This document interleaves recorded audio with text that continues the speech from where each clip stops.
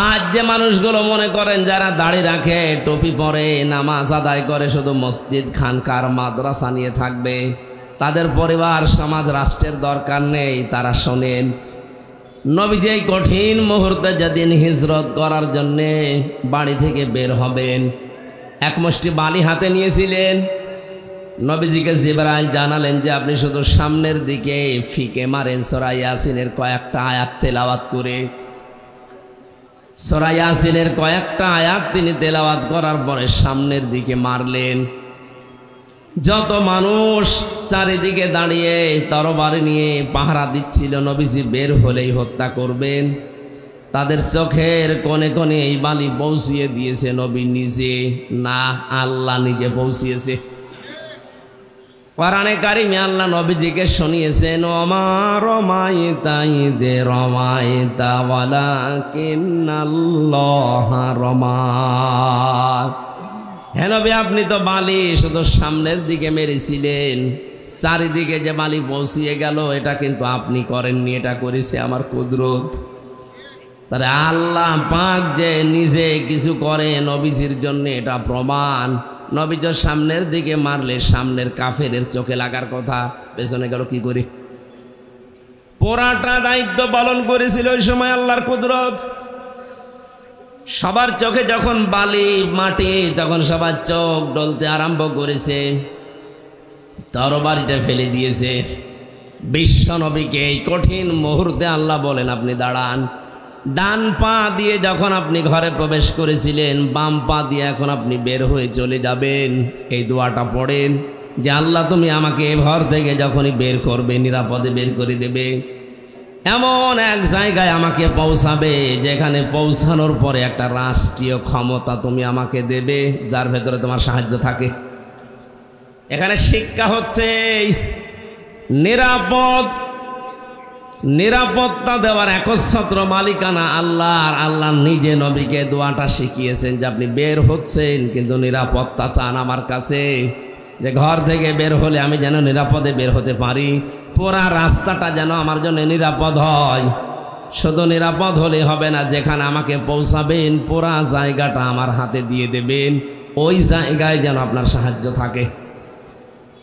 আর 15.5 বছরে যে অবস্থা আমরা দেখতে পেয়েছি, জোর করে যারা ক্ষমতা নিয়ে টিকে থাকার চেষ্টা করে তাদের ভেতরে আল্লাহর রহমত থাকে না। হাদিস আমরা শুনেছি জন্মের পর থেকে কোনো মানুষ যদি দায়িত্ব চেয়ে নেয়, জোর করে নেয়, আল্লাহর রহমত তার থেকে তুলে নেন। কিন্তু কোনো মানুষ যদি নিজে দায়িত্ব নিতে চায় না, আল্লাহ পাকের পক্ষ থেকে আসে, তখন আল্লাহ পাক নিজে তার ভেতরে তার সাহায্য রাখেন। নবীজিকে দোয়া শেখাচ্ছেন কে? বলেন বলেন। আল্লাহ নিজে শেখাচ্ছেন দোয়াটা, যে এই দোয়া করেন, মিল্লা দুঙ্কা সুলতানান নাসিরা, তুমি আমাকে এমন একটা রাষ্ট্রীয় ক্ষমতা হাতে দাও যার ভেতরে তোমার সাহায্য থাকে। তার মানে যিনি দোয়া কবুল করবেন তিনি শিখিয়ে দিচ্ছেন। আর আমার মনে হয় বাস্তবে দোয়ার প্রতিফলন 1500 বছর পর আজকের বাংলাদেশ এখন দেখতে পাচ্ছে। আজকেও আমাদের ইউসুফ আলাইহিস সালামের মতো যাদের চরিত্র, তাদেরও দরকার এগিয়ে আসা। 15.5 বছর আমরা দেখেছি কত কোটি টাকা বাইরে চলে গেছে। আজকে খায়রুল আনামের মতো, ডাক্তার শফিকুর রহমানের মতো, অধ্যাপক মুজিবুর রহমানের মতো এই মানুষগুলোকে যদি নিজেরাও তারা বলে যে আমাদের হাতে দেন, আমাদের জনগণের দায়িত্ব তাদের হাতে তুলে দেওয়া। ইউসুফ নবী যেমন বলেছিলেন যে আমাকে দেন খাদ্যের দায়িত্ব, আমি সঠিকভাবে আঞ্জাম দিতে পারবো। খাবারের দায়িত্ব, খাবারের ঝুড়ি যতদিন আবু জেহেলের মাথায় ছিল ততদিন পর্যন্ত জনগণের ভেতরে না খাওয়ার অভ্যাস ছিল। কিন্তু যখনই মুহাম্মদুর রাসূলুল্লাহ এই ঝুড়িটা নিয়ে আবু বকর ওমরের মাথায় তুলে দিয়েছেন, ঝুড়ি একই আছে, শুধু মানুষ পাল্টিয়েছে। পুরা আরব জাহানে দেখা গেল কেউ আর না খেয়ে থাকেনি। জোরে বলেন আল্লাহু আকবার। আমরা তো এই বাস্তবতাটাই চাচ্ছি। খাবারের ঝুড়ি এতদিন যারা বহন করেছেন আমরা দেখেছি 10 টাকা আসলে 8 টাকা খেয়ে ফেলেছেন। কথা বলেন না কেন? আমার দাদা আর চাচা মিলে প্রায় 21 বছর চেয়ারম্যান ছিল। বাস্তবতা আমি নিজে দেখেছি। দাদা হয়েছিল হয়তো ভোটের মাধ্যমে, কিন্তু পরবর্তীতে চাচা যে 3 বার এমনি। কেমন করি? এমনি শুধু নৌকা মার্কাটা নিয়েছে, শুয়ে আছে ঘরে। সকালে শুনছে যে চেয়ারম্যান কি গো, সব ফেরেশতারা দিয়ে গেছে।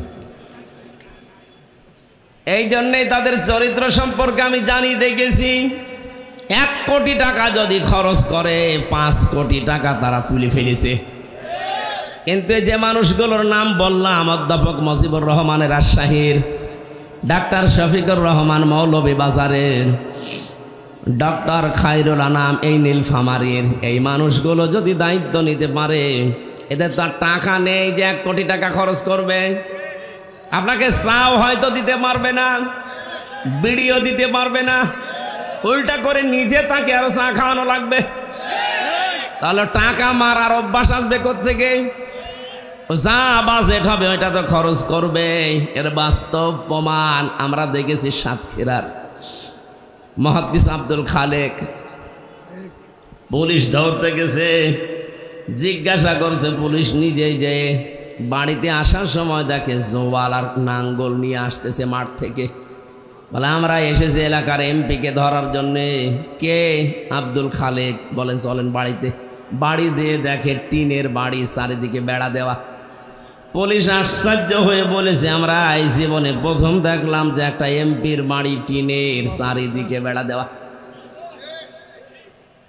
সেই মানুষগুলোর উত্তরসূরি আজকে কিছুক্ষণ আগে কথা বলেছে, তাদের চরিত্রেই চরিত্রবানেরা, তারা এখন কবরে আছে। এই মানুষগুলো যদি ওদের মতো আচরণ করে, এদেশে অভাব থাকবে না। নীলফামারীবাসী চুরি বন্ধ করার জন্য কিয়ামত পর্যন্ত যদি এসে ওয়াজ হয়, জীবনেও চুরি বন্ধ হবে না। চুরি বন্ধ করার জন্য মিল্লাদুনকা সুলতানান নাসীরা, রাষ্ট্রীয় ক্ষমতা লাগবে। সামনে সে সময় যেহেতু এসে পড়েছে, আর সুযোগ আমাদের সামনে, এটা যদি হাতছাড়া হয়ে যায় কিয়ামত পর্যন্ত পস্তাবেন। আপনি মনে করছেন না যারাই আসবে ওরা চুরি করবে না? কে বলেছে আপনাকে? কে বলেছে আপনাকে আগস্টের 5 তারিখের পর থেকে বাকি সময় দেখতে পাচ্ছেন না? থালা হাতে না পেয়ে অনেকে শুরু করে দিয়েছে। একটা পরীক্ষা চলছিল, অনেকেই ফেল করে গেছে। এই পরীক্ষায় যারা এখনো পর্যন্ত উত্তীর্ণ হয়ে আছে, পাশ করে আছে, এরপরও যদি আপনার বিবেক না খোলে, বুঝবেন আপনার বিবেক মরে গেছে। কোরআনে কারিমের বিধান আল্লাহ দিয়েছেন খেলা করার জন্য না। আস-সারিকু ওয়াস-সারিকাতু ফাকতাউ আইদিয়াহুমা জাযাম বিমা কাসাবা নাকালাম মিনাল্লাহ। আল্লাহ পাক বলেন, চোর যদি পুরুষ হয় নারী হয়, সাক্ষ্য প্রমাণে যদি ধরা পড়ে তার হাত কেটে দাও। আজ বাংলাদেশে সেই 10 সালে যখন ধরা পড়েছিল, এই যে বস্তা ভর্তি টাকা নিয়ে কালো বিড়াল, এই সময় যদি আমরা হাত কেটে দিতে পারতাম কোরআনের আইন দিয়ে, এই 24 সাল পর্যন্ত আর কেউ চুরি করার সাহস পেত না। এই দরবেশ এত টাকা চুরি করতো না। কথা বলছে না কেন? সুতরাং না, তোমরা যেন চুরি না করো, এটা শুধু ওয়াজের কাজ না, এটা কার্যকর করে দেখাতে হয়। আরে কার্যকর করতে হলে বিধান নিয়ে যাওয়া লাগবে সংসদে। তো সংসদে যদি 151 জন আপনি পাঠাতেই না পারেন, তো কবে এই আইনটা বাস্তবায়ন করবেন? শুধু ওয়াজ করেন, ওয়াজ করেন, ওয়াজ করে করবো কি? আপনি যদি নিজেকেই নিজে পরিবর্তনে নিয়ে আসেন, তাহলে ওয়াজ করে লাভ হবে।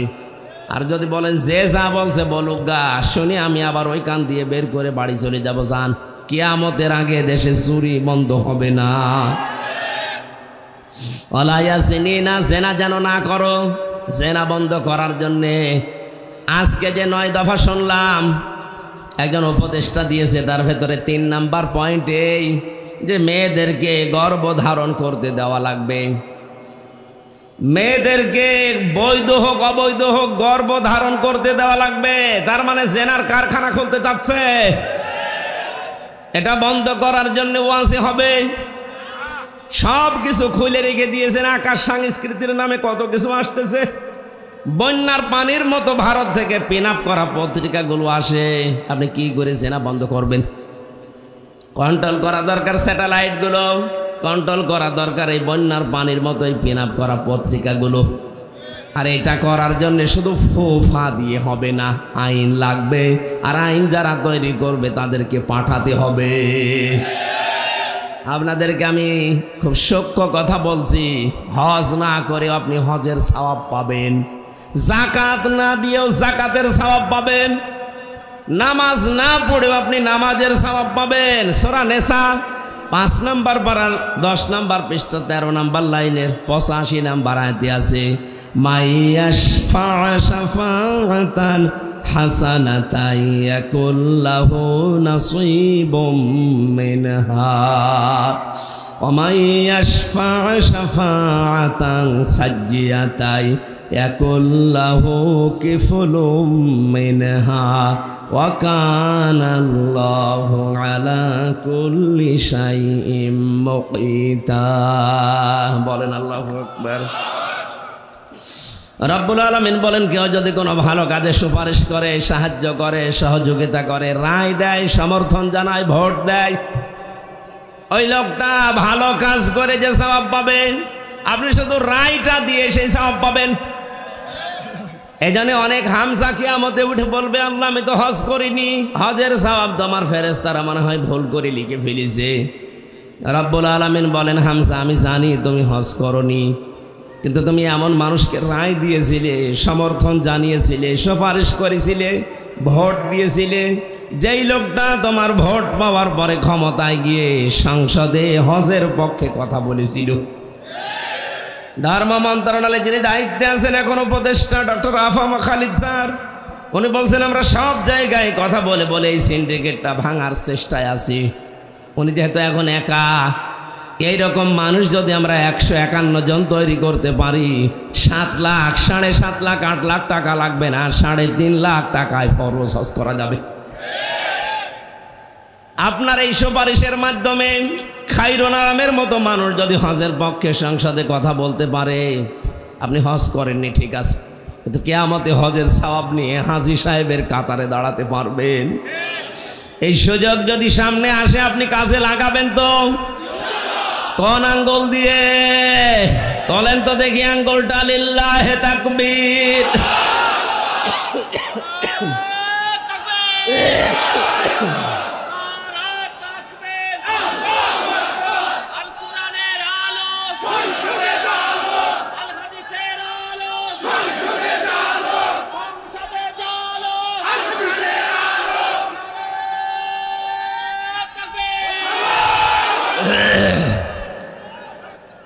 কোন মানুষ যদি অন্যায় কাজে সাপোর্ট দেয়, যাদের মনে হচ্ছে যে আয়াতগুলো রাজনৈতিক আয়াত, তাহলে আয়াত সূরা নিসা থেকে কেটে বাদ দিয়ে দিন। যদি কোনো কথা এখনো পর্যন্ত ভুল ধরতে পারেন যে এটা বেশি হয়ে গেছে, এটা অন্য লাইনে যাচ্ছে, আসেন কোন হুজুর নিয়ে আসবেন, নিয়ে আসেন। কিন্তু যদি মনে হয় যে সত্য এটা 100 ভাগ, তাহলে আপনাকে মানা লাগবে। আপনি নিজেও কোরআন পড়েন না, কোরআনের মর্ম মানে বোঝেন না, আমির হামজা বলবে আপনি বিশ্বাসও করেন না, মানেনও না। কি হয়েছে কি আপনি? কি হয়েছে কি আপনি? কি হয়েছে আপনি বলেন? যদি রাজনীতি মনে হয় এইটুকু যে এটা তো রাজনীতি হয়ে যাচ্ছে, হ্যাঁ এটাই রাজনীতি। এই রাজনৈতিক কথাগুলো আজ মঞ্চ ময়দানে আমরা না বলার কারণে দরবেশের মতো মানুষ এই সমস্যা করেছে। আমরা যদি সত্য সত্যই দরবেশ পাঠাতে পারতাম, এটা তো ধরবেশ, দরবেশের ভেষ ধরিস, এক কথা বলে না কেন?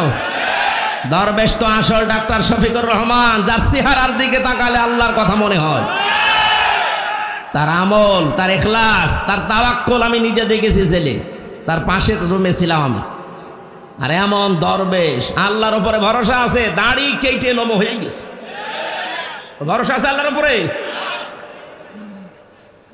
রসুলের গলায় ছুরি দিয়েছে, আপনার গলায় ছুরি দেবে 1 হাত 2। দাড়ি কেটে ফেলা মানে রসুলের গলায় ছুরি দেওয়া, এই কথা বলেন না কেন? যে লোকটা নিজে বাঁচার জন্য আল্লাহর রসুলকে জবাই করতে পারে, ও নিজে বাঁচার জন্য আপনাকে জবাই করবে 1 হাত 2। এরপরও যদি এখনো সাফাই গান সালেমের পক্ষে কিছু মানুষ এখনো পর্যন্ত সাহস দিচ্ছে জালেমকে যে আপা পাশেই থাকেন, চট করে ঢুকে পড়বেন, আসেন আপনি চট করে আসবেন, আমরা ফট করে আয়না ঘরে ঢুকিয়ে দেব। নিজে বানিয়েছেন, নিজে এবার টের পাবেন। আবু জেহেল নবীর জন্য একটা কুয়া খুঁড়েছিল, নিজে কুয়ায় পড়ে মরিস। আমার মনে হয় এর কপালেও তাই আছে। ওদের চট করে ঢুকে পড়ার আহ্বান জানাচ্ছে, আশা আকাঙ্ক্ষা পেশ করছে, ওসা বানিয়েছে, ওখানেই ওকে রাখা হবে ইনশাআল্লাহ। ব্যারিস্টার আরমান 8 বছর ছিল, আপনি থাকবেন 18 বছর। আমার এদিকে ছিল 10 দিন। 10 দিনে আমি শুকিয়ে গেছি। আমি জেলে যখন ঢোকে তখন আমার 64 কেজি ওজন ছিল। ওই 10 দিন পরে বের হয়ে আমার 54 কেজি, তার মানে 10 কেজি কমে গেছে। ও ঢুকুক, আসবে, ঢুকিয়ে দেব, থাকবেন পড়ে, দুনিয়ার কেউ জানবে না কোথায় আছে, শর্ট করে ঢুকে পড়েছে। জেনা বন্ধ হওয়ার জন্য যেটা দরকার ছিল সেটা আমরা না করে শুধু ওয়াজ করেন। ওয়াজ করে করবো কি? কি ওয়াজের কাজ হলে আল্লাহ কোরআনে আয়াতগুলো ওয়াজের জন্য দিতেন না, এটা দিয়েছেন রাষ্ট্রে ক্ষমতা হাতে নিয়ে এটা বন্ধ করার জন্য। বিশ্বনবী মুহাম্মদুর রাসূলুল্লাহ আয়াতের তাফসিরে তার চাচাতো ভাই হযরত আব্দুল্লাহ ইবনে আব্বাস রাদিয়াল্লাহু তাআলা আনহু রাইসুল মুফাসসিরিন বলা হয়, তিনি ব্যাখ্যা করছেন এইভাবে, আপনি যদি রায় দেন, এ রায় পেয়ে এই লোকটা যদি এই যে এখানে যে ছিল দায়িত্বে সিনেমা তৈরি করে, এই কথা বলছে না কেন, নিজে নায়ক হয়ে গেছে। এই নায়ক হয়ে কত মেয়ে লোকের দিকে লোলুপ দৃষ্টিতে তাকিয়েছে, নিজে জেনার গোনা করেছে, চোখের জেনা না ওইটা, এক কথা বলেন না কেন? আপনি বাকের ভাই দেখেন তো, বাকের ভাই তো একেবারে ফেরেশতা। যত কাজ করেছে সিনেমা, নোবেল, নাটক, থিয়েটারের মাধ্যমে প্রত্যেকটাই হাতের জেনা, চোখের জেনা, নাই দেমাগের জেনা, নাই অন্য কোনো জায়গার জেনা। এই জেনাগুলো যে করেছে, এই লোকটা জেনা করে করে পুরাটাই হয়ে গেছে, ওর শরীরটা এখন জেনাখোর। জেনাকার না? সিনেমায় যারা কাজ করে, নোবেল নাটকে চরিত্র কোনটার আছে আপনি দেখান তো, বলে হুজুর হজ করে। কিসের হজ করে? ওর চোখের জেনা, ও কিসের হজ করে? এ লোকটা ক্ষমতা পেলে অবশ্যই এরকম কিছু জেনার কারবার তৈরি করত। 200 কোটি টাকা দেওয়া হয়েছিল সিনেমা তৈরি করার জন্যে। দেখে নাই মানুষ, এদেশের মানুষ গ্রহণ করে না, এটা কারণ অধিকাংশগুলো নিয়ম নীতি ঠিক হয় নাই, বানানো। মানুষ কি এখনো পাগল আছে? এ লোকটা ক্ষমতা পেয়ে যদি সিনেমা, নোবেল, নাটক, থিয়েটার এগুলোর অনুমোদন দিত, আপনার ওই রায়ের কারণে, কথা বলে না কেন? কিয়ামতের দিন আপনি দেখতেন নামের আগে লেখা আছে জেনাখোর, বলতেন আল্লাহ আমি তো জেনা করিনি। আল্লাহ পাক বলেন হ্যাঁ আমি জানি, তুমি এমন আলোরে ভোট দিয়েছিলে। কি আলো, কি সুন্দর নাম দেখেছেন, আসাদুজ্জামান নূর, জামানার বাঘ আলো, নামটা তো ভালো নাম। কাজটা করেছে যা যা, সূক্ষ্মভাবে ইসলামকে ধ্বংস করার জন্য এ দেশে 10 জন, তার ভেতরে লোক নাই। আপনি হয়তো টের পাচ্ছেন না, মনে করেন হুজুর কিছু জানি না। ও দাড়ি রাখা দরবেশের মতো, ও ঠেলায় পড়লে দাড়ি কেটে নম হয়ে যাবে। দাড়ি আপনি খায়রুরা নামের কাটান তো ফাঁসি হয়ে যাবে। মীর কাশেম আলীর মতো দাড়ি কাটাতে পারবেন না, কারণ দাড়ি আমরা মেকি দাড়ি না, লোককে দেখানোর জন্য রাখি না, এটা নবীর সুন্নাত মনে করে রাখি। এক কথা বলেন না কেন? জেনা করের যখন আপনার আমল নামায় দেখবে যে জেনা, কি গো আমি তো জেনা করিনি, আল্লাহ বলেন আমি জানি জেনা করিনি। কিন্তু এমন মানুষকে রায় দিয়েছিলে সমর্থন দিতে, এ লোকটা ক্ষমতা পেয়ে জেনার কারবার খুলেছিল, ওখান থেকে ফ্ল্যাক্সি লোড হয়ে তোমার আমল নামায় এসেছে। এখন তুমি জেনাকারের কাতারে দাঁড়াও। নীলফামারীবাসী জেনাকারের কাতারে কিয়ামতে দাঁড়াতে চান? যদি হযরত ইউসুফ নবীর কাতারে দাঁড়াতে চান, তাহলে খায়রুল আনামের পক্ষে আপনাকে থাকা এটা ফরজ, নামাজের মতো ফরজে কাজটা। বলে ভোট কোথায় আছে? আপনি কোরআন শরীফ নিয়ে আসেন, সূরা নিসা 5 নাম্বার পারা 6 নাম্বার পৃষ্ঠার 7 নাম্বার 6 নাম্বার লাইনে আছে, ইন্নাল্লাহা ইয়া'মুরুকুম আন তু'আদ্দুল আমানাতি ইলা আহলিহা। এই যে আমানাতি, এই বহু বচনের ব্যাখ্যায় আল্লামা শফি রহমতুল্লাহ আলাইহি উনি লিখেছেন আমানাত মানে ভোট। মারেফুল কোরআন নিয়ে আসেন, আমি বাংলায় দেখিয়ে দিচ্ছি। আমি আন্দাজে বলছি না, সব পড়ে বলছি। আর আন্দাজে বললে হবে, যে সব আলেম বসে আছে না, আপনি যে পান না ভোট কোথায় আছে, রায় কোথায় দেবেন, সমর্থন জানাবেন, সুপারিশ করবেন, ভোট দেবেন, এটা যদি কোরআনে না থাকে তো কোরআনে আছে কি? এটা তো দুনিয়ার কাজ না, নেতা নির্বাচন করা দুনিয়ার কাজ, এটা আখেরাতের কাজ। এইটা দিয়ে আপনার আখেরাত তৈরি হবে, কারণ কিয়ামতে আল্লাহ এমন মানুষের পেছনে আপনাকে তুলবে যেই লোকটার পেছনে দুনিয়ায় আপনি ছিলেন। এটাকে আমি বানালাম। সূরা বানী ইসরাঈল 15 নম্বর পারা 8 নম্বর পৃষ্ঠা 3 নম্বর লাইনের 72 নম্বর আয়াত। এত দলিল দিয়েও মানুষের মন পায় না আমি, হ্যাঁ? এত কিছু বলেন, এত দলিল দেওয়ার পরেও আমি আয়াত, পারা, পৃষ্ঠা, লাইন, রুকু, সূরার নাম, তাফসীরের নাম সব বলে দিই মানুষের সহজার্থে। এরপরও কিছু মানুষের মন খারাপ হয়, মনে মনে করেন না এ কি বেশি বলে ফেলল, বেশি বলে ফেললে এর আমার ছাড়বে? কিয়ামতের ময়দানে ইয়াউমা নাদউ কুল্লা উনাসিম বিইমামিহিম, আল্লাহ পাক বলেন প্রতিটি মানুষকে আমি ডাক দেব তার নেতার সাথে। কার সাথে? নেতা যদি হয় আপনার এরকম 2 নাম্বার, ওর দিকে তাকিয়ে আল্লাহর রাগ হয়ে যাবে, তখন আর আপনার দিকে আল্লাহ তাকাবে না, সরাসরি ওর সাথে জাহান্নামে দিয়ে দেবে। কিন্তু নেতার চরিত্র যদি হয় হযরত ওমরের মতো, তার চেহারা যদি হয় আবু বকরের মতো, তাকে দেখলে আল্লাহ পাক খুশি হয়ে যাবেন, আপনার পর্যন্ত আর যাওয়া লাগবে না, ওকে যেখানে দেবেন আপনাকে ওখানে দিয়ে দেবেন। যেন আমরা ভুল করব না। জেনা বন্ধ করার জন্য ক্ষমতা দরকার, পাওয়ার দরকার, আইন তৈরি করে বাস্তবায়ন দরকার। সামনে যেহেতু আসতেছে, আল্লাহ পাক আমাদেরকে দিয়ে এরকম ভালো ভালো কাজে আঞ্জাম দেওয়ার তৌফিক দিন, বলেন আমিন। এবার আমি 3 নাম্বার যে বিষয়টা নেওয়ার জন্য বসেছিলাম ওইটা বলছি, এই খুব ভালো করে খেয়াল করবেন। রব্বুল আলামিন বলেন ওয়ালা ইয়াতিনা ওয়ালা ইয়াকতুলনা আওলাদাহুন্না ওয়ালা ইয়াতিনা বিবুহতান, সন্তান হত্যা করবা না। যে ব্রণ অনেকে নষ্ট করে ফেলেন, সন্তানটা পেটে যাবার পর যে মানুষগুলো খাদ্যের ভয়ে নিজের সাথে খাবারে বসবে এই ভয়ে যারা সন্তান হত্যা করে ফেলেন, এটা কিন্তু মানুষ হত্যা করার শামিল। শারীরিক কোনো কারণে ডাক্তারের পরামর্শ নিয়ে আজল করা যায় যাচ্ছে, কিন্তু সন্তান হয়ে যাওয়ার পরে ওটা যদি আপনি দুনিয়ার কোনো ভয়ে নষ্ট করে ফেলেন, মেরে ফেলেন, মানুষ হত্যার গোনা নিয়ে কিয়ামতে ওঠা লাগবে। এটা আইন পাশ করার দরকার, কিন্তু আইন পাশ করার সিস্টেম এখন আমাদের হাতে আসেনি। এজন্য আমরা নিজেরা সচেতন হব, আমরা যেন এরকম কোনো হত্যার সাথে শরীক না হই। আচ্ছা, বাবা আর অপরাধের কারণে অনেকে সন্তানের দিকে আঙ্গুল তুলে তাকাচ্ছে, সন্তানের অপরাধের কারণে তার পেটে যেটা আছে ওর দিকে ইঙ্গিত দিচ্ছে। 15.5 বছর আমরা এটাই দেখেছি। যাদের বয়স 70 আপনি তাদেরকে যদি রাজাকার বলতেন মেনে নিতাম, যাদের বয়স 40, স্বাধীনতার প্রায় 11 বছর পরে জন্ম, আপনি তার এই গালি দেন কি হিসাবে? এমনকি তার বইয়ের পেটে যে সন্তান আছে ওইটাকেও বলে ওটা চেতনায় রাজাকার হবে। দাদার পরে বাবা, বাবার পরে নাতি পেটে আছে, ওইটা যদি চেতনায় হয়, তাহলে এতদিন পর্যন্ত আপনারা যা করেছেন মানুষ হত্যার নাম নিয়ে, গুমের নাম নিয়ে, খুনের নাম নিয়ে, এদের এখন যারা আসবে এরাও চেতনায় গুমকারী, হত্যাকারী। বহতান শব্দটা কোরআনে কারিম একটা ভয়ঙ্কর শব্দ পেয়েছি আমি কোরআনে। কোরআন পড়ে আমার কাছে আশ্চর্য 2টা বিষয় লেগেছে, একটা হচ্ছে জুলুম আর একটাই বহতান। আল্লাহ পাক বলেন তোমরা যে দোষ যে করে নাই তারে ওই দোষ দিয়ে দোষী বানিয়ে দুনিয়ায় কলঙ্কিত করবা না।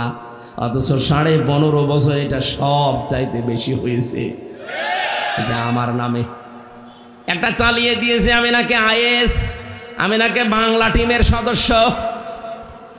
আমরা যদি বলতো এই শিবিরের লোক, জামাতের লোক, তাও একটা মাইনে নেওয়া যেত।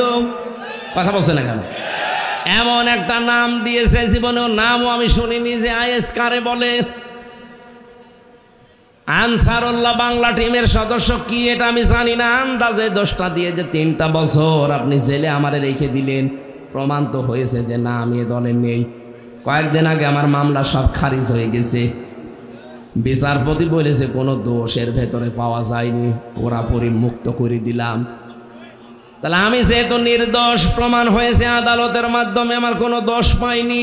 যে মামলা দিয়েছিলে মামলার সাথে আমার ন্যূনতম কোনো সম্পর্ক নেই। তাহলে মামলার আয়ু থেকে শুরু করে একেবারে উপরের চেয়ার পর্যন্ত যারা এর সাথে টপ টু বটন জড়িত, প্রত্যেকের এভাবে 3 বছর এখন জেল খাটানো উচিত। কথা বলে না কেন? শুধু জেলে দিলে তো হতো, রেখেছে ফাঁসির কন্টেম ছেলে। এরপরে আমার বাবার টাকাগুলো তো খেয়েছে, কারণে অকারণে যে বলতো 50টা মামলা দেব, শিগগির টাকা দেন। বাবা তো গ্রাম্য মানুষ, ধরার পরেই ও মুরব্বি দিয়েছে 8 লাখ।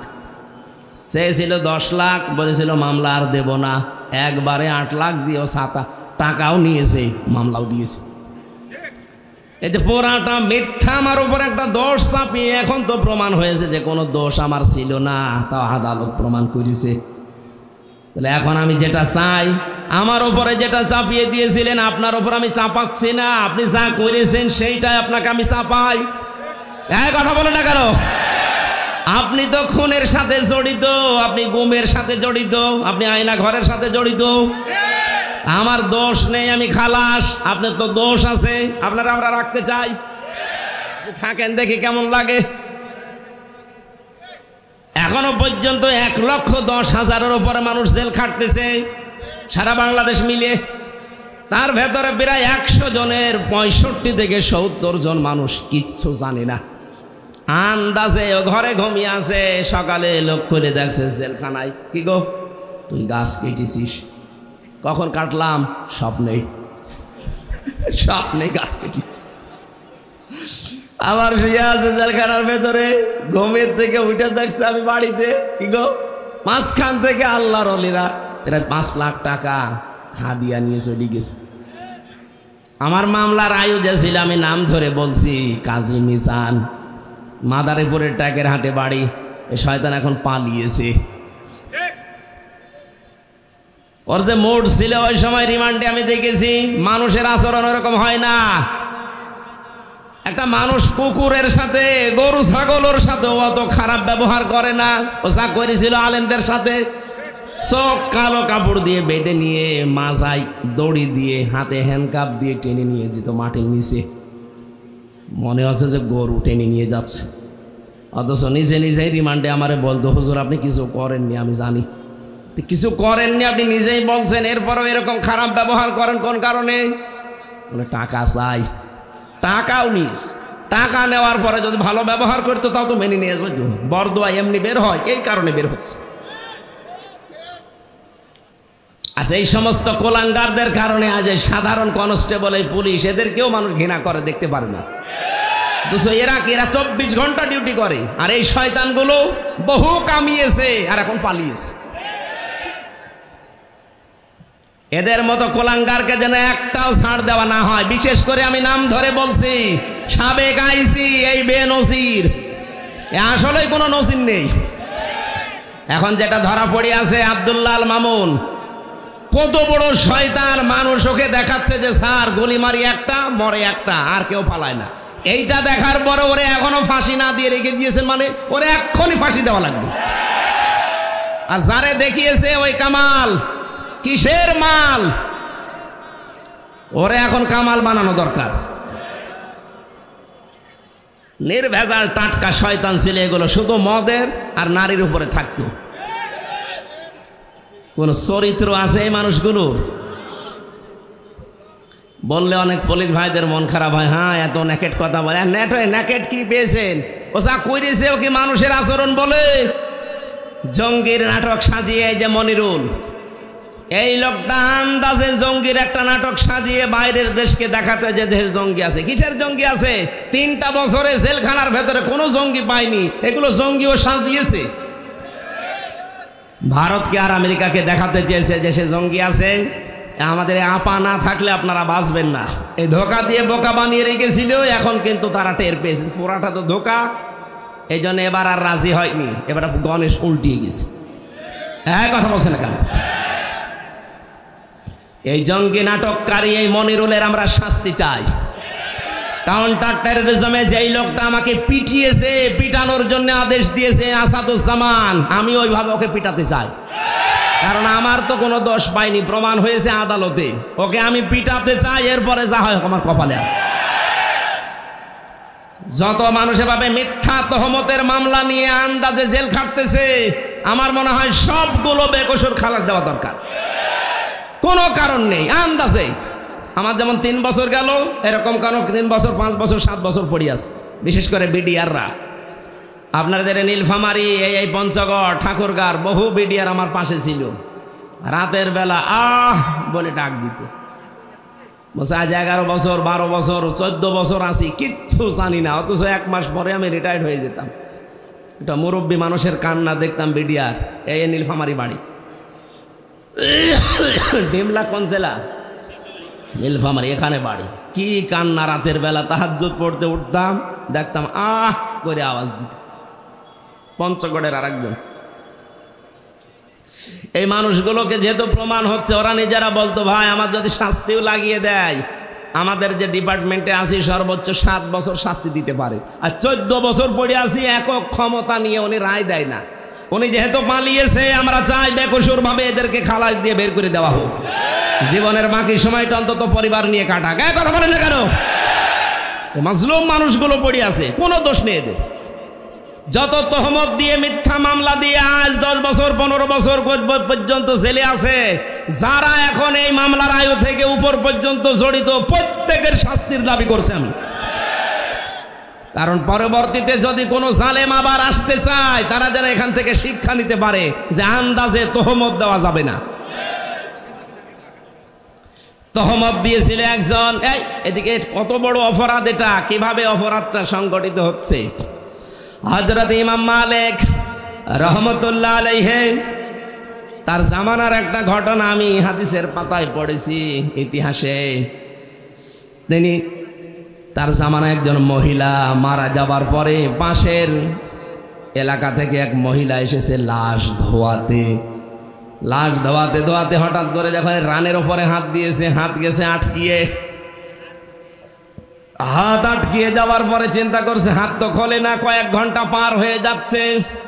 এলাকার যে মসজিদের ইমাম ছিল তাকে বলছে আপনি কি করবেন দেখেন।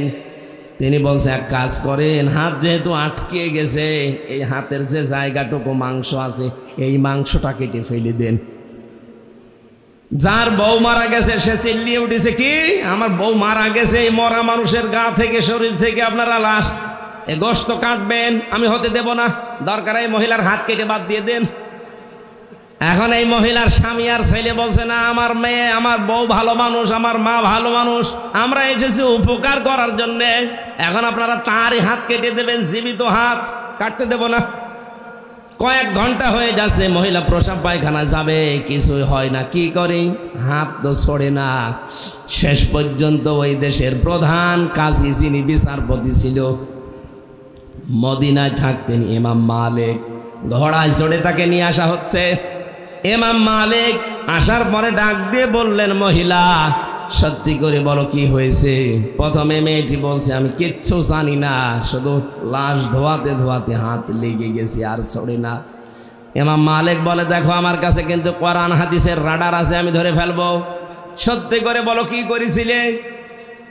মেয়েটা বলে, ইমাম সাহেব আমার তেমন কিছু মনে পড়ছে না, তবে একটা কথা আমার মনে হচ্ছে, আমি লাশ ধোয়ানোর সময় একটা খারাপ মন্তব্য এই মহিলার উপরে নিক্ষেপ করেছিলাম, যে তুমি তো উপরে ফিটফাট ভালো, ভেতরে তোমার সদরঘাট, তোমার চরিত্র ঠিক নেই।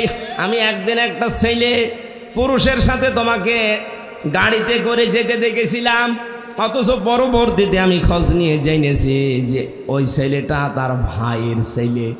একটা মহিলার যদি ভাইয়ের ছেলে হয় সম্পর্কে কি হয়, ফুফু হয়। ফুফু কি হয়, 14 জন মহিলার সাথে দেখা করা যায় যাচ্ছে পুরুষ মানুষের, 14 জন মহিলার সাথে একজন পুরুষের দেখা করা যায় যাচ্ছে, তার ভেতরে আপন ভাইয়ের ছেলে আছে।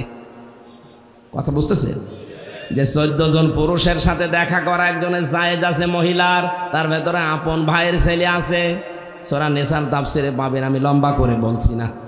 যেহেতু তার সাথে দেখা করা যায়, আপন ফুফু, এর সাথে বিয়ে করা যায় আছে, বলেন আপনি খারাপ ধারণা করে ফেললেন, এই কারণেই তো আপনার হাতটা আটকিয়েছে। খারাপ ধারণা যদি কোনো নেককার কোন মহিলার উপরে কেউ যদি আন্দাজে কোনো ধারণা করে জেনার তহমত দেয়, তাহলে কোরআন জানিয়েছে তাকে ৮০টা বেত মারা লাগবে। ওয়াল্লাযীনা ইয়ারমুনাল মুহসানাতি সুম্মা লাম ইয়াতু বিআরবা'তি শুহাদা ফাজলিদুহুম ইলা আখিরি আয়াত। কোন নিরপরাধ নেককার ওই দোষে দোষী না এরকম মহিলার উপরে কেউ যদি তহমত দেয় জেনা ব্যভিচারের, আর যদি সাক্ষ্য জোগাড় করতে না পারে ৪ জন, এ মহিলা তোমার তো কোনো সাক্ষী নেই, তুমি আন্দাজে মনে মনে ধারণা দিয়েছিলে। সুতরাং কোরআনের বিচার অনুযায়ী তোমার শাস্তি ২টা, ৮০টা বেত। আর ২ নম্বরে কোনোদিন তোমার সাক্ষী আর পৃথিবীতে গ্রহণ করা হবে না, তুমি আর সাক্ষী দিতে পারবে না। আমার মনে হয় এই বাস্তবতাটা বাংলাদেশে যদি আজ কায়েম থাকতো, যে আন্দাজে কারো উপরে দোষ দিলে যদি প্রমাণ না হয় তাহলে তাকে ৮০টা বেত মারা লাগবে, আর জীবনেও কোনোদিন তার সাক্ষী আর নেওয়া হবে না। এদেশে হাজার হাজার মামলা এমনি খালাস হয়ে যেত, কারণ আপনার সাক্ষী তো আর কোনোদিন নেওয়া হবে না। ২ নম্বরে ৮০টা বেত লাগানো হবে যদি এই মামলা প্রমাণ করতে না পারেন। আমারটা যেমন প্রমাণ করতে পারেনি, তাহলে এই মিজানকে কত বেত লাগানো উচিত কোরআন অনুযায়ী? ৮০টা। কয়টা? আর কোনোদিনও কোনো মামলার আয়ু হতে পারবে না, সাক্ষী হতে পারবে না। এটা কোরআনের নির্দেশ। যদি এটা কায়েম থাকতো তাহলে এটা আমরা দেখতে পেতাম। ইমাম মালিক ডাক দিয়ে বলে, মহিলা, আমি কোরআনের রাডার ওই সময় বুঝে ফেলেছি যে অবশ্যই তুমি কিছু করেছিলে।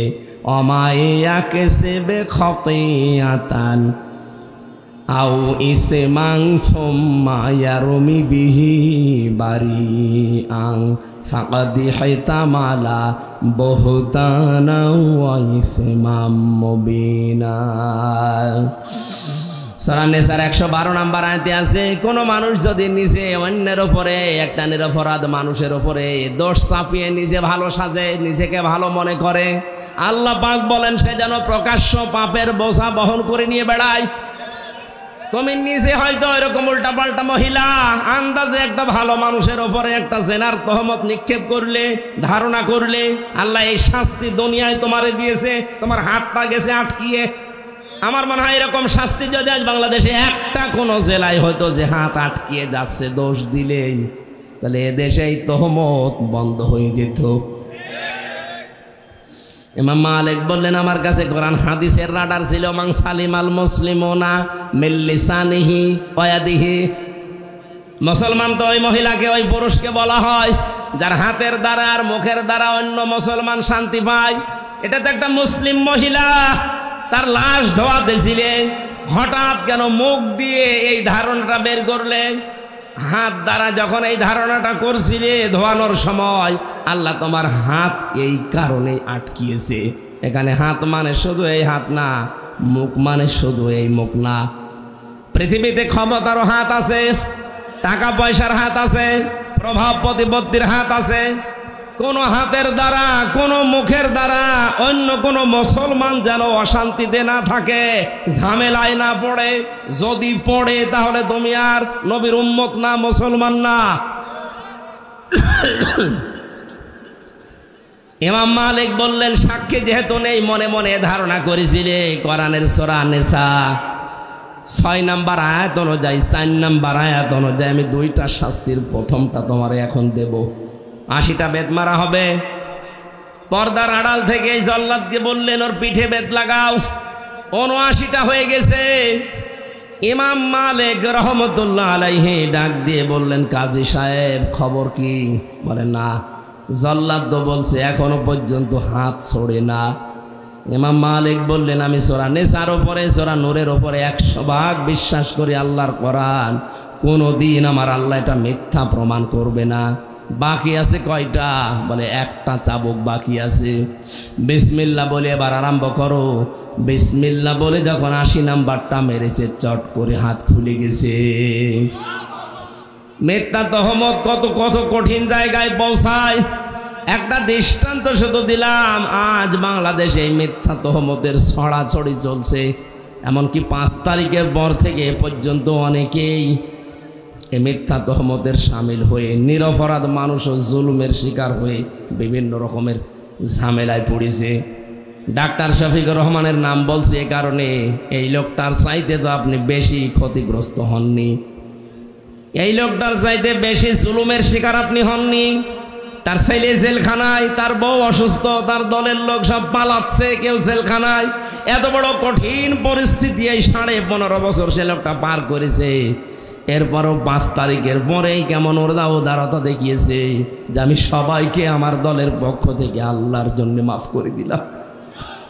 আর ভিকটিম যারা আছে তারা যদি কিছু করে আমি সাহায্য করব, কিন্তু আমাদের দলীয় ভাবে আমার নিজের পক্ষ থেকে আমি আল্লাহর জন্য সবাই 15.5 বছরের অপরাধ মাফ করে দিলাম। কই অন্য কেউ তো বাংলাদেশে কথা বলতে পারেনি? কথা বলেন না কেন? কেউ বলতে পেরেছে কথাটা? কত বড় মন হলে কথা বলা যায়, নিজে ভিকটিম হওয়ার পরেও। আমারও পর্যন্ত এখনো উদারতা আসেনি। আমার মন বলে ওদেরকে যদি পেতাম, যা যা দিয়েছে আমারে আমি তাই দিতাম, কিন্তু উনি আল্লাহ এমন ভাবে ওনারে মানিয়েছে, আল্লাহ রাব্বুল আলামিন মনে হচ্ছে একেবারে হাতে ধরে দেখিয়েছে। যেন বহতান যারা এখনো পর্যন্ত আছেন, মেয়েদের ভেতরে অভ্যাসটা এখনো জারি আছে, মা বোনেরা থামবেন, আত্মা কারো উপরে দোষ চাপিয়ে দেবেন না। এরকম যদি কারো হাত আটকে যায় সেদিন কিন্তু বুঝবেন তামাম দুনিয়ায় আপনার নিয়ে ওয়াজ হবে। কথা বলেন ঠিক কিনা? আল্লাহ আমাদের হেফাজত করুন। এই নিয়ামতটা পাওয়ার পরে এখনো পর্যন্ত 100 জনের এই 14 জন যারা খুশি হতে পারেননি, আপনি আবার কবে কি পেলে খুশি হবেন বলেন? দ্বিতীয় নম্বর, 100 জনের 28 জন মানুষ এখন অনেকে এই খাবো সেই খাবো এই মন মানসিকতা নিয়ে এগিয়ে যাচ্ছেন। আপনারা থামবেন, থালা এখনো আপনি হাতে পাননি। কথা বুঝতেছেন? 100 জনের 58 জন মানুষ চাইছে এদেশে আল্লাহর বিধান কায়েম হোক। আমি 100 জনের একটা জরিপ পেলাম, আন্তর্জাতিক একটা জরিপ পেয়েছি, এইটা উপস্থাপন করলাম। 100 জনের 14 জন এখনো পর্যন্ত জালেমদের পক্ষে সাফাই গাচ্ছে। কথা বলেন না কেন? 100 জনের 28 জন এরা আগস্টের 5 তারিখের পর থেকে হাও খাওয়া আরম্ভ করিস, যেখানে যা পাচ্ছে বাবা শাহজালাল সব হালাল, এভাবে আরম্ভ করিস না। আপনারা থামবেন ভাই। বাকি 100 জনের 58 জন, তাদের যে চরিত্র এখন আমরা দেখতে পাচ্ছি, এই মানুষগুলো কারো বাড়িতে আক্রমণ করেনি, কারো দোকান পাট লুট করেনি। এই 58 জনের ভেতরে যারা শামিল, এদের ভেতরে বেনামাজি নেই, সুদখোর নেই। এই কথা বলেন না কেন? এদের ভেতরে দুর্নীতিগ্রস্ত কোনো মানুষ নেই, বেপরদা মানুষও নেই। অ্যাক্টিভ ভাবে যারা চায় এদেশে একামতে দিন কায়েম হোক, তাদের ভেতরে আপনি বেপরদা পাবেন না। কয়েকদিন আগে আমার শপথ ছিল, কেন্দ্রীয় মেহমান এসেছিল, 120টার উপরে আমার প্রশ্ন করিস, তার ভেতরে আমার পরিবার নিয়েই প্রায় 20টার উপরে। আমি একজন আলেম মানুষ, সারা দেশে আমি কোরআনের প্রচার করে বেড়াচ্ছি, অথচ এই 120টার ভেতরে আমার মনে হয় 30টা প্রশ্নের জবাব আমার ভালোভাবে হয়েছে, বাকিগুলো হয়নি। এই জন্য আমার ডেট পাল্টিয়ে দিয়েছে। আমার মতো মানুষ যদি এই পরীক্ষায় উত্তীর্ণ হয়ে যেতে না পারে, আপনি টের পাচ্ছেন এই 58 জনের ভেতরে কারা আছে? সুতরাং এদেরকে আপনি দূরবীন দিয়ে অনুসন্ধান করে পাবেন না যে এরা দুর্নীতিগ্রস্ত। স্বপ্ন যেটা আমরা দেখতে চাচ্ছি সামনে,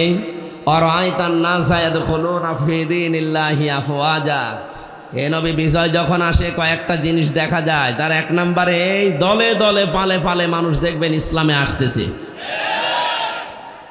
মাত্র 15% মানুষ চাইতো এ দেশে ইসলাম কায়েম হোক আগস্টের 5 তারিখের আগে। এই আগস্টের 5 তারিখ থেকে সেপ্টেম্বরের এই 24 তারিখ পর্যন্ত 58 জন হয়ে গেছে। সুবহানাল্লাহ বলতে পারছেন না? আর কিছুদিন যেতে দেন, দেখবেন 58 জন না 100 জনের 100 জন মানুষ চাইবে দেশে ইসলাম কায়েম হোক। কারণ এই 58 জনের ভেতরে আবু বকরের মতো মানুষ আছে, এই 58 জনের ভেতরে হযরত ওমরের মতো মন মানসিকতা তৈরির মানুষ আছে। দিন যত যাবে এদের আদর্শ দেখে মানুষ দলে দলে আসবে। আফওয়াজা মানে কি? দলে দলে। বলেন বলেন। কিন্তু এই যে 28 জন যারা এখনো পর্যন্ত এই খাবো সেই খাবো করছেন, আপনি একটু সময় দেবেন তো?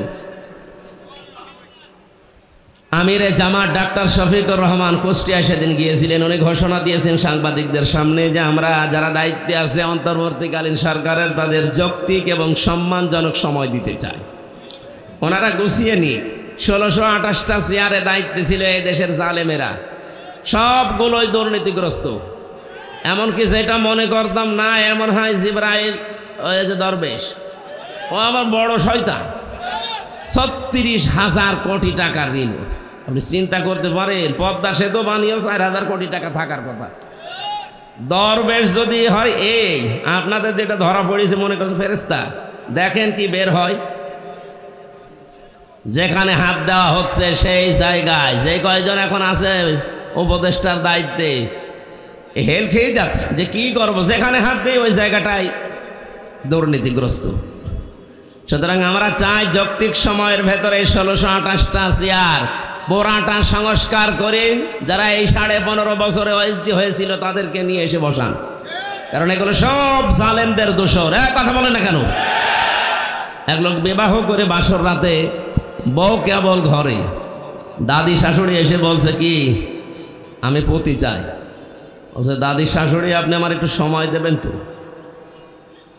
শাশুড়ি এসে বলছে বৌমা আমার কিন্তু নাতি চাই। ঠিক আছে হবে, অসুবিধা নেই, সময় দেন।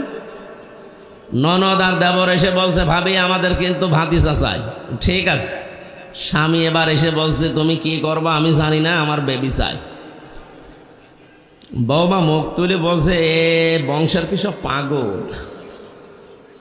এখনো আমার কিছু হয়নি, কেবল এসে বসলাম, তারপরে 10 মাস 10 দিন সময় দেবেন, এরপরে কারো নাতি কারো ভাতিজা কারো বেবি সব হবে। কথা বলেন না কেন? সময় না দিয়েই যদি সব চাওয়া আরম্ভ করেন আমি কি ফ্লাক্স লোড করে নিয়ে আনবো? কেবল কয়দিন হয়েছে, সময় তো দেবেন তাদের। অন্তত যে চেয়ারগুলো আছে যারা দিনের ভোট রাতে করে ফেলতো এই জায়গাগুলো পাল্টানো লাগবে না? না এইভাবেই যদি বলেন না দেন থালা দেন, থালা নিয়ে কি করবেন? আবার ওই রকম দিনের ভোট রাতে হয়ে যাবে।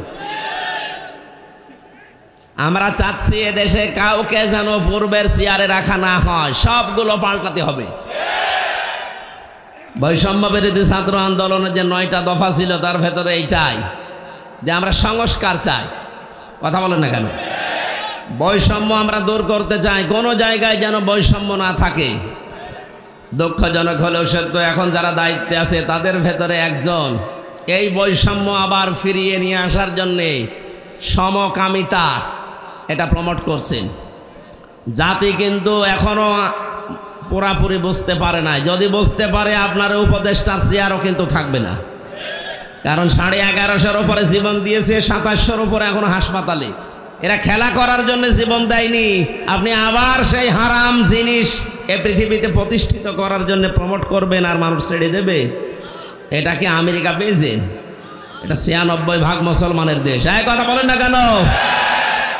ইসলাম বহির্ভূত কোনো কাজ এদেশে প্রতিষ্ঠা করার জন্য আবু সাইদ জীবন দেয়নি। এই কথা বলেন না কেন? আবু সাইদ ছাত্র শিবিরের সাথী ছিল। সমন্বয়কদের ভেতরে 152 জন, তার ভেতরে 108 জন ইসলামী ছাত্র শিবিরের পরীক্ষিত কর্মী নেতা। টের পাচ্ছেন কোন জায়গা থেকে কি হয়েছে? আন্দাজে লাফান। 15.5 বছর তো কিছুই ছিঁড়তে পারেননি। যারা ছিঁড়েছে আমরা তাদেরকে তাদের মত অনুযায়ী এদেশ চালাতে চাই। তারা যেহেতু ইসলাম ধ্বংস করার জন্য জীবন দেয়নি, ইসলাম যেন কায়েম হয়, ইসলামের নিয়ম নীতি, এই কারণে জীবন দিয়েছে। আর আমরা এটাই দেখতে চাই। এই জন্যই তো এত দ্রুত 15 থেকে 58% মানুষ ইসলাম চাচ্ছে। এমনি চাচ্ছে, এদের জীবনের পরীক্ষার কারণে। আমরা চাই রক্তের দাম দিতে। কথা বলেন? এখনো পর্যন্ত আবু সাইদের কবরের রক্ত শোকায়নি, এখনো মুগ্ধর কবরের রক্ত শোকায়নি। এখনো হাসপাতালের বেডে কেউ অন্ডকোষ হারিয়েছে, কেউ চোখ হারিয়েছে, কেউ পা হারিয়েছে। এই যে মাওলানা হাফিজ, আমি আরো গিয়েছিলাম 6 তারিখে হাসপাতালে। তার মা আর তার বোন দেখাচ্ছে যে এই যে আমার ছেলে 5 তারিখে গুলি খেয়ে অন্ডকোষ হারিয়ে ফেলেছে, কেউ চোখ হারিয়েছে, কেউ হাত হারিয়েছে। আশুলিয়ায় যে সমস্ত মানুষকে পুলিশেরা হত্যা করার পরে ভ্যানে তুলতেছে, আগুন লাগিয়েছে, এরপরও আপনার বিবেকের আয়না খোলে না। আপনি কি কুকুরে পোশাক করেছে? এখনো পর্যন্ত জালেমদের সাফাই গায় মানুষ। বলে আপা ঘাবড়াবেন না, আপনি ঘাবড়ালে আমরা নরম হয়ে যাই, আপনাকে নরমই বানানো হবে ইনশাআল্লাহ। সুতরাং যে সমস্ত দফাগুলো সামনে আমরা দেখতে পাচ্ছি, গতকালকে এটা প্রকাশ হয়েছে, উপদেষ্টার ভেতরে একজন, আমি নাম নিলাম না, উনি 8টা 9টার সামনে দফা নিয়ে এসে এগুলো আবার প্রমোট করতে চাচ্ছেন। তার ভেতরে এইটা একটা, সমকামিতা। এই শব্দটা শুনলেই শরীরের ভেতরে কেমন যেন শিউরে ওঠে। এটা আল্লাহর পুরা সৃষ্টিকে পাল্টিয়ে দিয়েছে। পুরুষে পুরুষে নাকি বিয়ে করবে, নারীতে নারীতে বিয়ে করবে। ওরা এটা শরীফ শরীফা হিসাবে বানাতে চেয়েছিল, আজ ওইটা অনেকে কায়েম করার জন্য। আমরা এরকম উপদেষ্টা দেশে দেখতে চাই না। এই কথা বলে না কেন? আমরা যেহেতু 96% মানুষ দেশে ইমানদার, আমরা যাচ্ছি কোরআনে তেলাওয়াত কিন্তু আয়াতে তাফসীর আকারে। দেখি আমাদের কোরআন কি শোনায়, জবান করে পড়ে না। আউযু বিল্লাহি মিনাশ শাইতানির রাজিম, বিসমিল্লাহির রহমানির রহিম।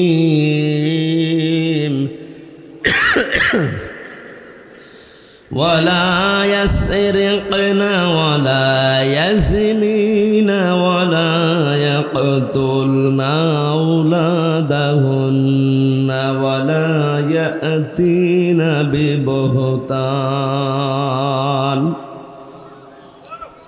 সূরা মুমতাহিনা শব্দের শাব্দিক অর্থ হচ্ছে পরীক্ষিতা নারী। কোন নারী? এই পৃথিবীতে যে সমস্ত নারীরা ইমানের পরীক্ষা দিয়ে উত্তীর্ণ হয়েছিলেন, তাদের ভেতরে 6 জনের নাম উল্লেখযোগ্য। একজন, প্রথম যার নাম পেয়েছি, হযরতে আসিয়া। কি নাম? আরো জোরে বলেন। হযরতে আসিয়ার যে স্বামী ছিল পৃথিবীতে, এইরকম জল্লাদ মার্কা স্বামী দুনিয়ায় কারো হবে কিনা আমি জানি না, বা আছে কিনা। না আছে মানে না, ওর মতো স্বামী দুনিয়ায় কারো আসার কথা না। নিজের স্ত্রীকে হাতের ভেতরে ব্রেক লাগিয়েছে, পায়ের ভেতরে শলাকা লাগিয়েছে, এই গরম তেল ঢেলে দিচ্ছে মাথার উপরে, কপালের ভেতরে ব্রেক লাগিয়েছে। এই কঠিন অবস্থায় আল্লাহ রাব্বুল আলামিন জিবরাইলকে বললেন, জান্নাতটা নিয়ে তার সামনে ধরো। হযরতে আসিয়া জান্নাত দেখার পরে বলেছিলেন, ইদ ক্বালাত রব্বি বিনিলি ইনদাকা বাইতান ফিল জান্নাতি ওয়া নাজ্জিনি মিন ফিরআউনা ওয়া আমালিহি ওয়া নাজ্জিনি মিনাল কওমিজ যালিমিন। মেয়েরা যারা এসেছেন, বহু মেয়ে লোক আসার সময় চোখে পড়েছে, এই জন্য আমি হাদিসটা সামনে আনলাম, এই আয়াতটা। হযরতে আসিয়া ডাক দিয়ে বলেছিলেন, জিবরাইল, জান্নাত আল্লাহ পাঠিয়ে দিয়েছে, আমার এই অবস্থা দেখে আমার আল্লাহকে বলো জান্নাত নয়, যেখানে আল্লাহ আছে ওখানে একটা ঘর যেন আমার জন্য আলাদাভাবে বানায়, যেখানে সব সময় বসে আমার মালিককে দেখা যায়। দ্বিতীয় নম্বরে হযরতে আসিয়া বলেছিলেন, হে আমার রব, আমার ওপরে স্বামীর এই অত্যাচার দেখে তোমার আবার যেন রাগ হয়ে না যায়, তোমার কাছে আমি মোনাজাত করছি, এই কঠিন অবস্থা থেকে যারা আমার ওপর অত্যাচার চালায়, যাদের হুকুম মতো চালায়, যাদের হুকুমে চালানো হচ্ছে, সে আমার স্বামী, আমার স্বামীর মন্ত্রীদের ভেতরে হামান। 2 নম্বরে যাদেরকে দিয়ে চালাচ্ছে, তাদের এবং আমার স্বামীর জুলুম থেকে, অত্যাচার থেকে তুমি আমাকে বাঁচাও, কিন্তু আমার স্বামীর উপরে তুমি কোনো জুলুম করো না। মা বোনেরা একটু খেয়াল করেন তো, এত বড় কঠিন ভয়ঙ্কর পরিস্থিতিতেও, এত বড় শাস্তি পাওয়ার পরেও তিনি স্বামীর জন্য বরদোয়া দেননি। নিজেকে বলছেন, আল্লাহ আমাকে তুমি বাঁচাও, কিন্তু স্বামীর উপরে গজব দিও না। আর আপনার জীবনে একটু কোনো কষ্টের ভেতরে আসলে আপনি আন্দাজে মুখ ফুটেই বলে ফেলেন যে তোমার বাড়িতে এসে কিছু পেলাম না। আপনি মানুষ। আশা করছি আয়াত থেকে আপনি জীবনে শিক্ষা নেবেন। আল্লাহ যেন তৌফিক দেয় আপনাকে, জোরে বলেন আমিন। আরো 6 জনের নাম আছে তাফসিরে, আমরা সবগুলো বললাম না, নামকরণটা বলছি। কেন? এ সূরার নাম মুমতাহিনা। নারীরা যখন বিশ্বনবীর কাছে আসতেন, নবীজিকে আল্লাহ জানিয়েছিলেন 6টা শর্ত দেবেন তাদেরকে, তার ভেতরে অন্যতম এই যে আল্লাহর সাথে শিরিক করবা না। এটা যেহেতু কালকে রংপুরে আলোচনা করেছি এই জন্য ওই পয়েন্টটা আমি আর বলছি না।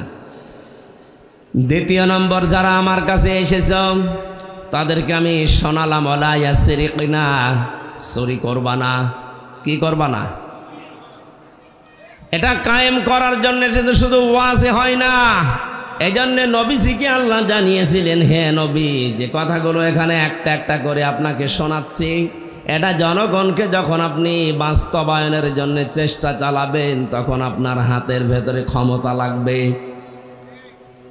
এই জন্য যেদিন তিনি হিজরত করবেন ওই দিন আল্লাহ তাকে শিখিয়েছিলেন যে আপনি আমার কাছে আগে দোয়া করেন, অকুর রব্বি আদখিলনি মুদখালা সিদকি ওয়া আখরিজনি মুখরাজা সিদকি ওয়াজআল লি মিন লাদুনকা সুলতানান নাসীরা। বলেন আল্লাহু আকবার।